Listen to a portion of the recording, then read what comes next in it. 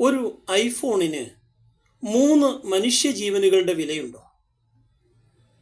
മഹാരാഷ്ട്രയിൽ നടന്ന ഈ സംഭവം നമ്മെ ഞെട്ടിപ്പിക്കേണ്ടതാണ്. 19 വയസ്സുള്ള ഒരു യുവാവ് മൊബൈൽ ഫോണുമായി ബന്ധപ്പെട്ട കുടുംബ പ്രശ്നത്തെ തുടർന്ന് കുന്നിൻ മുകളിലെത്തി ജീവിതം അവസാനിപ്പിക്കുന്നു എന്ന് ഭീഷണിപ്പെടുത്തുന്നു. അച്ഛനും അമ്മയും അവൻ്റെ പിന്നാലെ പോകുന്നു. മണിക്കൂറുകളോളം അവനെ പിന്തിരിപ്പിക്കാൻ അവർ ശ്രമിക്കുന്നു. പക്ഷേ ഒരു നിമിഷത്തെ നിയന്ത്രണം വിട്ട തീരുമാനം ഒരു കുടുംബത്തിലെ 3 ജീവനുകൾ നഷ്ടപ്പെട്ടു. ഇവിടെ ചോദ്യം ഐഫോണിൻ്റേത് മാത്രമല്ല. നമ്മുടെ കുട്ടികൾക്കൊരാവശ്യം നിറവേറ്റാൻ കഴിയാതെ വരുമ്പോൾ അതിനെ എങ്ങനെ നേരിടണമെന്ന് നമ്മൾ പഠിപ്പിച്ചിട്ടുണ്ടോ?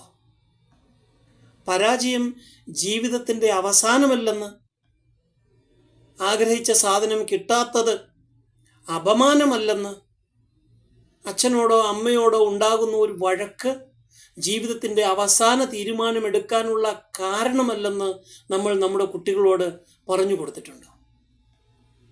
അതുപോലെ മാതാപിതാക്കളും കുട്ടികളുടെ മനസ്സിൽ നടക്കുന്ന സംഘർഷങ്ങളെ വെറും വാശി എന്ന് പറഞ്ഞ് തള്ളിക്കളയരുത്. ഒരു മൊബൈൽ ഫോൺ നഷ്ടപ്പെട്ടാൽ മറ്റൊന്ന് വാങ്ങാം, പണം നഷ്ടപ്പെട്ടാൽ വീണ്ടും സമ്പാദിക്കാം. പക്ഷേ ഒരു ജീവൻ നഷ്ടപ്പെട്ടാൽ തിരിച്ചെടുക്കാൻ കഴിയില്ല.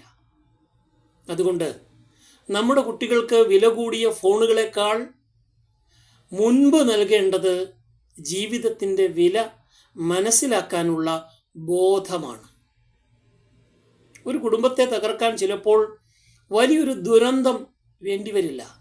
ഒരു നിമിഷത്തെ വികാരാധീനമായ ഒരു തീരുമാനം മതി.